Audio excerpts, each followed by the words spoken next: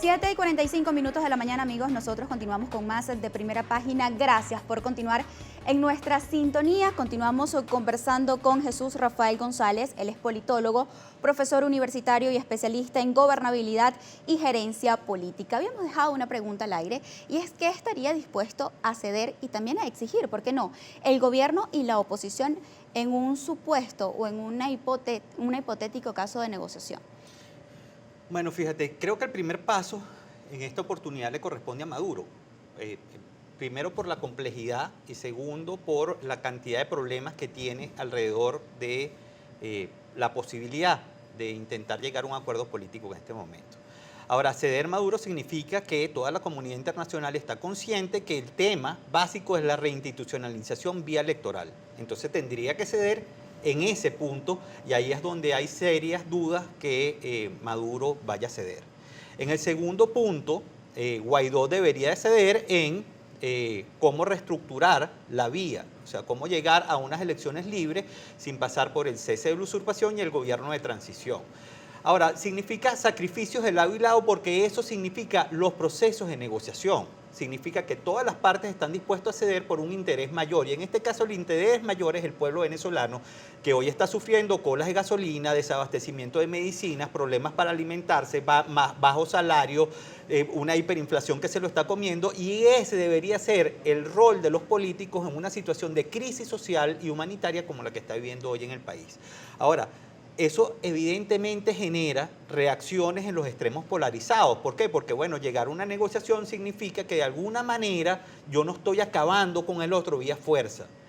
Y esos extremos polarizados, de alguna manera, no representan al gran país. El gran país quiere una solución. A propósito de este tema, ¿cuál sería el costo político para el presidente de la Asamblea Nacional, Juan Guaidó, no cumplir con estos tres pasos que se propuso en el mes de enero, que es cese de usurpación, gobierno de transición y elecciones libres, y quizás saltar de una vez a elecciones?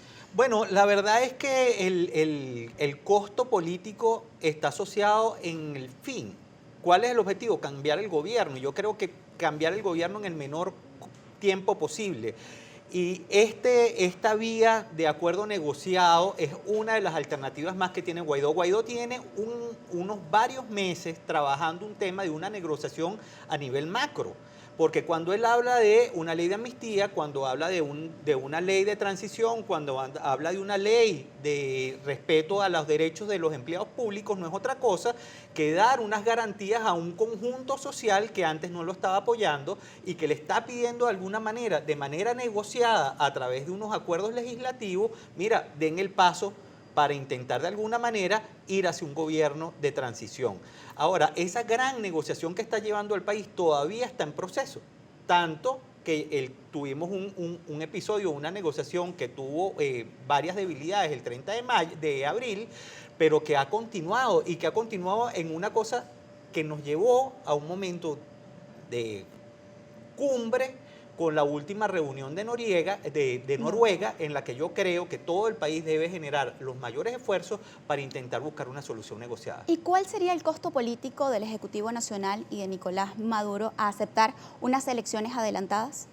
Bueno, si lo analizamos al día de hoy, el gran costo político que tienen es que ellos están en una real minoría y ir a un proceso electoral con garantías los podría llevar a una derrota y una salida de la presidencia de la República. Ahora, en términos generales, podría ser una oportunidad para que el chavismo de alguna manera se mantenga dentro de la democracia, se mantenga dentro de algunas estructuras de poder, porque ese es el fin de la democracia, cuando tú eres minoría, cuando tienes algunos espacios de representación, y lo que se está hablando al día de hoy es, uno, eso que se llama Asamblea Nacional Constituyente, eliminarlo. Dos, ir a un proceso general de elecciones, no solamente de presidencia, sino de Asamblea General, para reequilibrar las fuerzas del país. Y el reequilibrio de las fuerzas hoy no lo tenemos. Dentro de la crisis política, económica y social que está viviendo actualmente Venezuela, ¿cree usted que la única salida para un cambio político es con la ayuda de la comunidad internacional y con una posible intervención militar? Mira, cuando uno habla los términos de negociación, uno dice cuáles son las alternativas que hay. Y los países tienden a buscar dentro de esas alternativas una. El tema de la comunidad internacional es una más de las alternativas que se tienen y yo creo que es la más importante porque no se hubiera llegado a este momento sin la presión internacional. Y es una presión internacional que hoy tiene dos direcciones y que se están alineando las fuerzas. Por un lado teníamos el Grupo de Lima, por otro lado teníamos el Grupo de Contacto, por otro lado teníamos Rusia y China, y resulta que pareciera que todas esas fuerzas políticas hoy, después de la reunión de Sochi de la semana pasada, se están alineando en intentar buscar una salida electoral. Por eso vemos el silencio del embajador ruso, por eso vemos el silencio del embajador chino, porque cuando tú estás hablando de negociación hay que ver los silencios, también son importantes.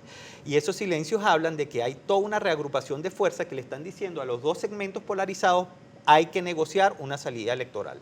¿Cómo cree usted que reaccionaría el Ejecutivo Nacional si el resultado de la reunión que se va a llevar a cabo el día de hoy entre el Comando Sur de los Estados Unidos y el representante de Venezuela en ese país, Carlos Vecchio, es aprobar esta cooperación militar en Venezuela? Mira, en términos generales, yo creo que eso no es más que elementos dentro del análisis de un gran proceso de negociación. Es ir con algunos respaldos y algunos respaldos de fuerza que te permitan tener una mejor posición para llegar a un fin. Y esa reunión de hoy es un intento más de eso. O sea, ya varios voceros de los Estados Unidos han dicho que eso es una de las opciones, pero que no es la opción que tienen vista en el corto plazo. Y eso lo que te dice es, de alguna manera, las fuerzas se están realineando para darle y además se han dado un espacio de tiempo muy corto, y eso hay que verlo así, para que este proceso de diálogo y negociación llegue a unos resultados concretos muy rápido. Señor González, hay mucha participación a través de nuestra cuenta en Twitter, Primera Página, con la etiqueta Primera Página, y de inmediato vamos a leer sus comentarios y sugerencias para nuestro invitado de hoy. Él es Jesús Rafael González, politólogo, profesor universitario y además especialista en gobernabilidad y gerencia política. El encargado de leer estos comentarios será nuestro compañero Carlos Peñalosa. Así es, comenzamos a revisar su participación con el usuario Ernesto Rodríguez, @noquedanya. Pregúntenle al señor por qué la OEA y Estados Unidos no enviaron observadores a las elecciones del 20 de mayo y así verificaban científicamente el fraude.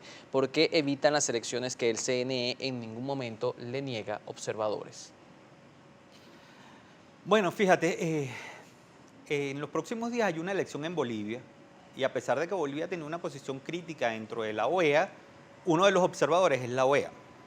Una de las grandes críticas que se ha tenido es que los procesos de observación electoral han sido unos procesos de observación electoral limitados. ¿Por qué? Porque no pueden, de alguna manera, manifestarse públicamente, no pueden hacer las observaciones a tiempo, y se ha convertido prácticamente en un turismo electoral, porque no vemos una gran observación alrededor del proceso.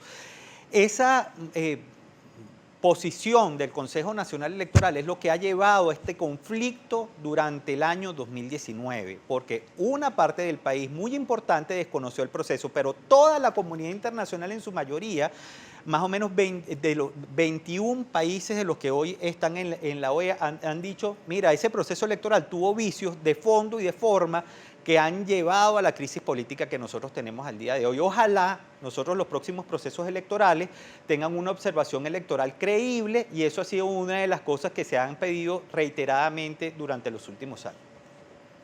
También el usuario @BolívarPisoDivisa pregunta, según el gobierno se está usando el diálogo para lograr la paz y las elecciones que ellos aprobarán serán las adelantadas por las parlamentarias. ¿Vale la pena seguir dialogando? Bueno, siempre va a valer la pena seguir dialogando. De hecho, todos los países que han estado en conflicto y derecho durante las guerras, la guerra de Vietnam, todas las guerras, la guerra de Alemania, todas las partes negocian, y eso es un proceso natural. Todas las partes dialogan. El diálogo es el fondo y razón de la democracia. El resto es caerse a palos, darse entre las partes, la guerra.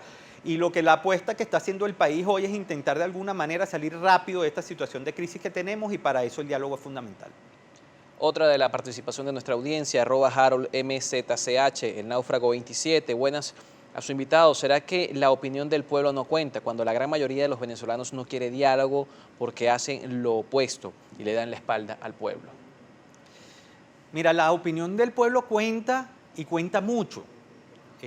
Tanto que hoy 9 de cada 10 venezolanos está reclamando un cambio y hizo que esa presión social que nosotros hemos tenido durante los últimos meses, que las partes se sentaran. Nosotros estamos hablando hoy que Venezuela tiene el conflicto social más importante de la región.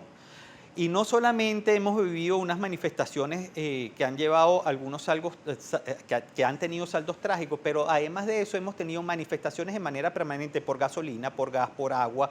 Es un país convulsionado y ese país convulsionado necesita ser escuchado, necesita soluciones y necesita salir de esta lamentable crisis en la que nos estamos enfrentando el día de hoy. Queremos agradecer a todos nuestros televidentes su participación a través de nuestra cuenta en Twitter, Primera Página, con la etiqueta Primera Página. Tengo también otras preguntas, señor González, pese al poco tiempo que nos quedan. Usted indica que las elecciones del pasado 20 de mayo estuvieron viciadas, pero es una realidad que Nicolás Maduro actualmente se encuentra en el poder, pese a ser desconocido por más de 50 países. ¿Cree usted que está en capacidad de poder implementar políticas económicas, políticas y sociales para mejorar la situación? Es que ese justamente es el problema macro que nosotros tenemos. Para eso tú necesitas confianza. El país hoy no cuenta con las reservas necesarias, tiene una situación internacional muy fuerte con bloqueo de recursos, tiene adicionalmente una desconfianza a lo interno del país y eso hace que las posibilidades de éxito de un proyecto de reforma, que no se ve tampoco en el cortísimo plazo, económica que lleve una mejora de la situación social se dé. Por eso es que el llamado de la comunidad internacional ha sido tan insistente en reinstitucionalizar el país. ¿Por qué? Porque tú estás necesitando de alguna manera que esa comunidad internacional te ayude. Y si tú no tienes confianza, ¿y por qué no tienes confianza? Bueno, porque resulta que tienes dos organismos legislativos, uno a través de una Asamblea Nacional Constituyente y otro a través de una Asamblea Nacional, dos fiscales y cantidad de organismos paralelos que lo que te están diciendo es: cuidado, que tienes una fragilidad institucional muy grande y a eso yo tengo que ponerle un frenado. Pues. ¿Cree usted rápidamente que la oposición estaría dispuesta a llegar a un acuerdo e ir con un candidato unitario en unas posibles elecciones? Estoy seguro que sí. ¿Cómo vislumbra el panorama en los próximos 6 meses si todo continúa igual? Bueno, mucho peor para todo el venezolano, mucho peor para la familia, para los empleados y una crisis migratoria que de acuerdo a las proyecciones puede llegar a 5 millones de venezolanos, convirtiéndose en la peor y más grande migración del continente americano. Muchísimas gracias por acompañarnos. A ustedes. Estábamos conversando con Jesús Rafael González, él es politólogo, profesor universitario y además especialista en gobernabilidad y gerencia política. A ustedes muchísimas gracias por hacernos tendencia. Estamos en la posición número 3 en Venezuela. Muchísimas gracias por preferir Primera Página. Nos corresponde realizar una nueva pausa comercial, pero en breve continuamos con más.